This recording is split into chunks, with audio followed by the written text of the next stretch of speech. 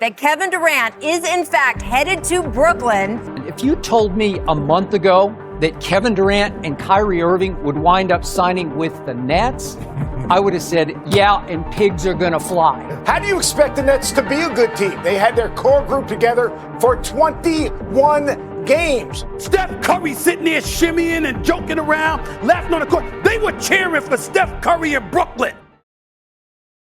As the 2019 NBA season came to a close, Kevin Durant and Kyrie Irving both had bitter endings to their season. Durant tore his Achilles in Game 5 of the NBA Finals, followed by a Klay Thompson torn ACL injury in Game 6.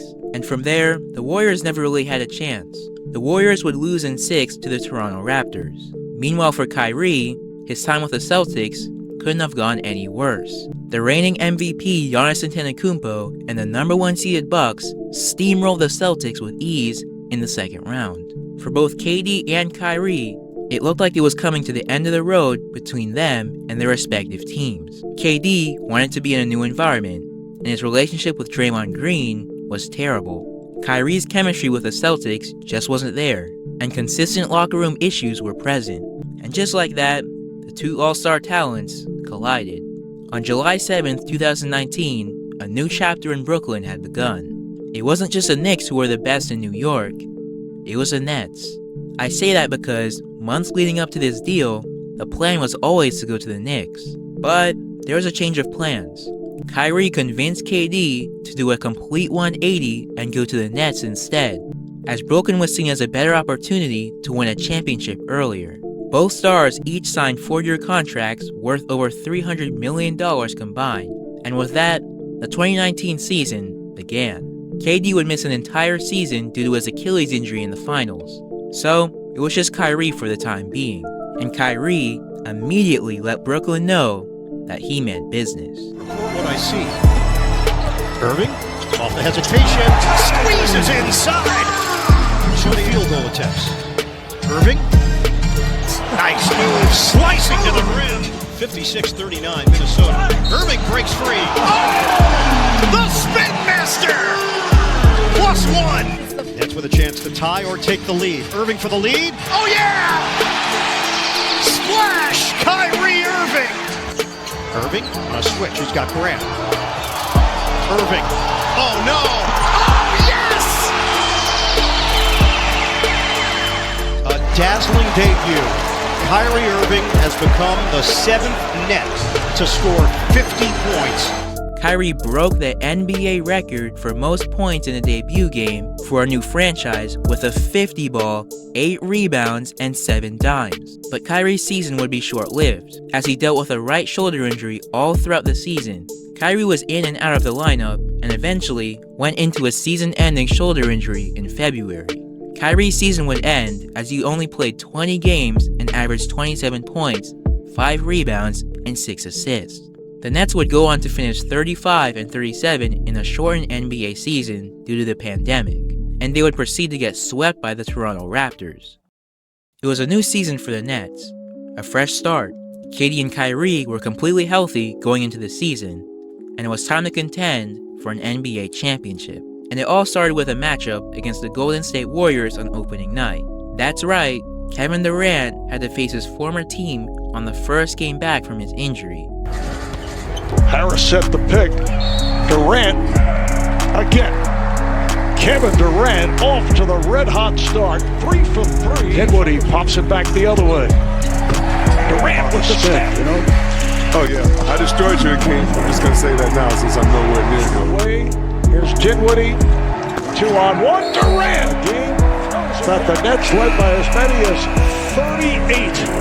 And they win it on opening night, 125-99. The Nets dominated the Warriors by 26, in which KD scored 22 points on his first game back, followed by Kyrie putting up 26 points.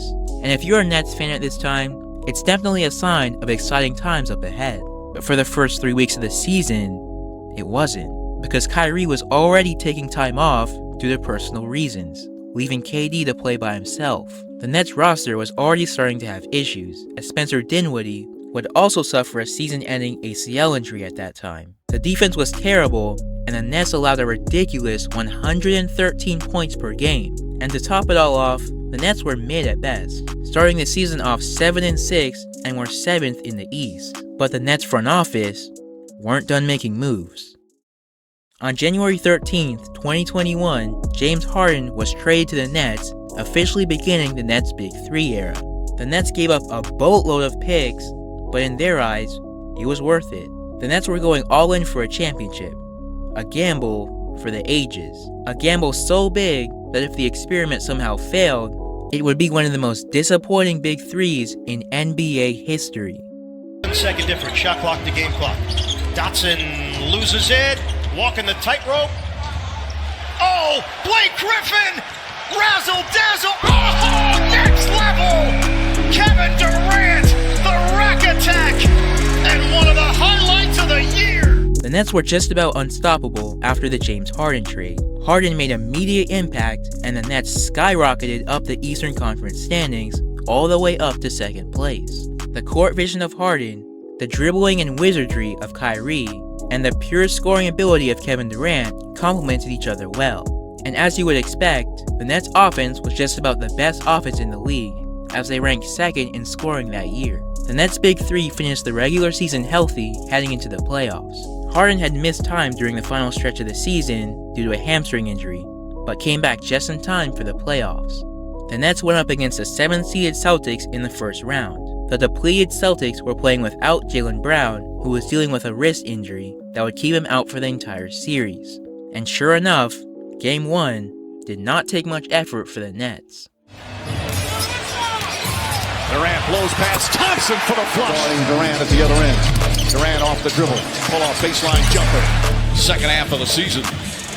Irving against Fournier. Well defended. Irving gets by him and plays it in. Another move. Durant with the steal.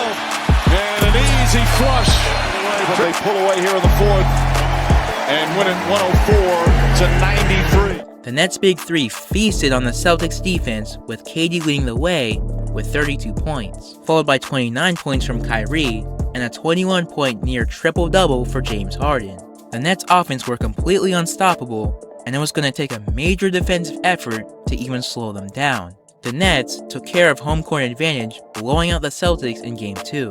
The Nets' offense were just too good, and it seemed like the only way to beat them was to simply outscore them. So, that's what Jason Tatum did. Playing with great energy on the defensive end. Tatum gets inside and finishes. Tatum. Kyrie Irving guarding him.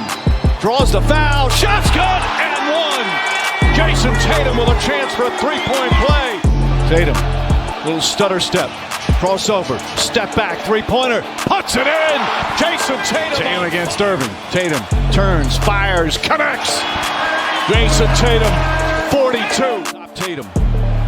Durant, the long reach. Tatum, crossover, pull-up jumper. it's good. 50 points for Jason Tatum. It's over. Jason Tatum with a masterpiece, putting the Celtics on his back. A scoring barrage outbroke in Game 3 for both sides, seeing Tatum put up 50 in the Game 3 win, Harden scoring 41, and Durant pitching in 39. Yes, it was a win, but for Boston, it wasn't much, because even with Tatum's masterclass, the Celtics still only won by 6. If it took that much to slightly beat the Nets, then the Nets were easily on their way to an NBA championship. And guess what happened in the next 2 games of the series? You guessed it, more scoring from the Big Three. 42 points for Durant, 39 points for Kyrie, and the whopping 18 assists for Harden to go along with his 23 points. Ladies and gentlemen, these are stats you see in a game of 2K, and the Nets were doing it basically every game at this point. The Nets would close out the series in Game 5 at home, led by a 34-point triple-double by James Harden. Now to cap off the series, I want to give you this stat. In this series, the Brooklyn Nets scored a total of 623 points in 5 games. Now, the Nets' Big Three scored 426 of those points. The Nets' Big Three scored 68% of the Nets' total points in that series. The Nets clearly had a simple game plan. Give the ball to the Big Three and score as much points as possible. So much so that what you do on defense doesn't even matter. Now maybe that game plan would work against a rather weak Celtics team, but would it work against the number 3 seeded Bucks? Well, that question would be answered immediately because just 40 seconds into Game 1, James Harden re-injured his hamstring, the same hamstring that kept him out for a month previously. Harden would be out for the remainder of the game, and the Nets would have to fight without him. Durant pulls it back for the jumper. Yes. And Durant, so good, so talented. Durant spinning and hits. Drew Holiday, big man contesting that foul, causing Middleton to miss. Beautiful move by Irving. Irving scores. Could not finish. Loose ball picked up by Irving. Flips it back to Durant. To this outstanding performance by the Brooklyn Nets as they win it 115 to 107. No Harden, no problem for the Nets, as KD and Kyrie would help carry the Nets to an 8-point victory in Game 1. Unfortunately, the Nets would get some bad news, as they would have to carry on without Harden for Game 2. But the Nets' firepower on offense was so good that they were winning games comfortably even without Harden there. The Milwaukee Bucks laid down like raggedy dogs. Chris Middleton should be ashamed of himself. Drew Holiday should be ashamed of himself. Down 49 points? It's a national embarrassment. The Nets would rout the Bucks in Game 2, in a game where the Bucks never led at any point in the match. KD and Kyrie once again carried the load, combining for 54 points. This time around, the defense prevailed, only allowing 86 points. The Nets, just like the previous series, took advantage of home court. But now, it was the Bucks' turn. Go, and here comes Antetokounmpo. Drives hard and throws it down. Finds Antetokounmpo once again the slam. And Brooklyn needs timeout. Antetokounmpo kicks it out to Tucker. Middleton tries again. Chris Middleton hot to start. Attacks Claxton. Turns, falling away, banks it home. Opportunities there for Brooklyn. Antetokounmpo has the frame. Guarded by Brown. Middleton, pull-up jumper. It's good. Bucks go up by 2 with 2.5 to play.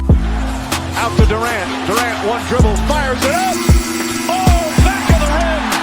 Jubilation here in Milwaukee. The Bucks are right back in the series. Giannis and Chris Middleton scored 68 out of the Bucks' 86 points, as Milwaukee took a narrow Game 3 victory. KD once again had 30 points, but his team just came up short in the end, as Middleton hit clutch free throws to push his team over the line. Still no signs of Harden for Game 3 or 4, as Harden would sit out for 3 straight games recovering from a hamstring injury. But if losing Harden wasn't bad enough, it got worse. Boy, this is a very physical game as Irving throws it in, goes down hard on his right shoulder as Kyrie Irving holding that right shin and banging the court. Kyrie Irving would miss the rest of the game and eventually the rest of the series. With Harden and Kyrie out, it was just KD for the rest of the game, and the Bucks took advantage, going on to win Game 4 107-96. With the series all tied up, the Nets' championship hopes were getting more blurry with each game. Injuries to their stars looked like it was about to ruin their dream season, but the Nets would get a slight amount of hope as they got news that James Harden would return for Game 5 in Brooklyn, and it was nothing but a KD masterclass. In this opening quarter, Durant with the pull-up. Yes! And Harden said he felt ready to play. Here's Durant on the drive going all the way. Was not forced anything. That was right from the start. Durant for 3. Durant using the screen for 3. Yes!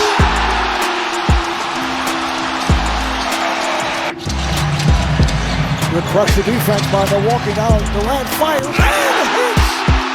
With the shot clock running down, he hits from downtown. 4-point lead for the bounce back from the Sunday afternoon loss in Milwaukee.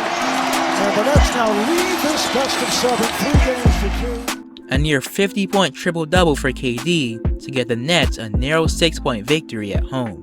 It was safe to say that the Achilles injury suffered in 2019 was not affecting him whatsoever. the Nets would remain perfect at home in the playoffs, going 6-0 with that Game 5 win. Harden, however, struggled immensely, scoring just 5 points in 46 minutes of play, and shooting 1 of 10 from the field and 0 of 8 from 3. That hamstring injury was clearly still bothering him, and he was nowhere near 100%. Harden would still go out there and play Game 6, a game in which the Nets would lose quite badly, 89-104. Giannis and Chris Middleton once again went off, with Middleton scoring 38 and Giannis putting up 30. KD once again played well with 32 points, but once more, Harden struggled offensively with just 16 points. Giannis and the Bucks would hold on and force a pivotal Game 7 back in Brooklyn. But would KD and a hobbled James Harden be enough to hang on and advance them to the Eastern Conference Finals? Had it knocked away. Thought he was fouled. Does not get the call. Let's get it back. Durant on the drive. And bounce on the foul. We're down to 2 minutes and 45 seconds as Giannis goes to the rim and draws the foul. Here's Durant on the move. Nice fake. And score. Durant. And fakes Tucker. And hits. It's down to 2. Gets it into Durant. Here is Durant moving on Tucker. He turns. He shoots. Yes! With 1 second remaining. 1 second left. Durant hits a 3. Got the combo. Turns, flips it, and it carries in. Middleton spinning and hits by Holiday. Durant for 3 comes up with an air ball with 0.3 of a second remaining. One of the most memorable shots in NBA history by Kevin Durant, not because he tied the game, but because he had a chance to win the game if his shoe size was 1 size smaller. But in overtime, the Nets just ran out of gas, scoring just 2 points, and the Bucks took Game 7 on the road to advance to the conference finals. Another masterclass from Durant, scoring 48 points, but this time, he came up just short. Harden had 22 points, but he wasn't anywhere near as efficient as he needed to be to make a serious impact. The Nets had so much potential that season, as they were in absolute cruise control, but injuries bring their season to a screeching halt. But there was no doubt in anyone's mind that this healthy Nets team could easily win a championship. So, it was time to run it back.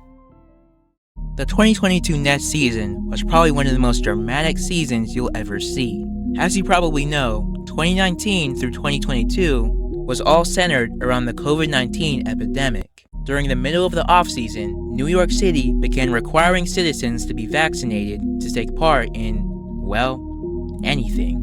And that included NBA players. Long story short, Kyrie didn't get vaccinated, meaning that Irving was not allowed to play in any home games in Brooklyn. The Nets certainly didn't want Kyrie only playing half the time and benched him. The Nets would have to play without Kyrie for the first couple months of the season. And as you would imagine, that didn't sit right with a lot of people, as this same Nets team didn't have Kyrie in the playoffs last year. And we know how that ended. Kevin Durant, I'm sad for you, bro. You all alone. You have no help. And more importantly than anything else, you made the wrong decision by going to Brooklyn. KD, you made the wrong decision, bro. And here's why. Because you trusted Kyrie. Kyrie Irving betrayed you. Team chemistry and trust for Kyrie was at an extreme low, as Kyrie's refusal to get vaccinated was seen as throwing his team under the bus. Despite Kyrie being out, KD and the Nets held their ground, remaining top 3 in the East. Finally, the Nets allowed Kyrie to play road games, but since he still wasn't vaccinated, he couldn't play in Brooklyn. Irving made his season debut on January 5th, 2022, but just 10 days after, Kevin Durant went down with an MCL sprain, and he would be out for a month and a half. Nothing could go right for the Nets, and there was always one thing after another, and all the drama was keeping them from the main goal, which was to win an NBA championship. A championship that could be won quite easily if everyone just focused on basketball. And if you thought it couldn't get worse, well, it got worse. James Harden had enough of all the drama going on in Brooklyn and forced his way out. On February 10th, 2022, James Harden was traded to the 76ers for Ben Simmons, Seth Curry, Andre Drummond, and picks. The Nets were completely falling apart. KD was injured, Kyrie was a part-time player, and Harden walked out the door for Ben Simmons, who played absolutely terrible. While KD was out, the Nets would plummet down the East standings, dropping all the way down into a play-in spot. Things finally got back to normal at the end of the season. KD returned from his injury, and New York City allowed Kyrie to play home games once again. Unfortunately, the Nets fell all the way down to 7th in the East standings, but they still had a chance to make a playoff push. The Nets would defeat the Cavs in the play-in to capture the 7th seed, where they would play the Celtics in the first round for the second straight year. But this year, the Celtics were fully healthy, and they were coming for revenge. Irving looking, 7 to shoot. Irving step back 3, puts it in. Kyrie Irving with the long three-pointers in here. Brown the drive. Jaylen Brown kicks it out. Smart fakes. Inside, Tatum spins.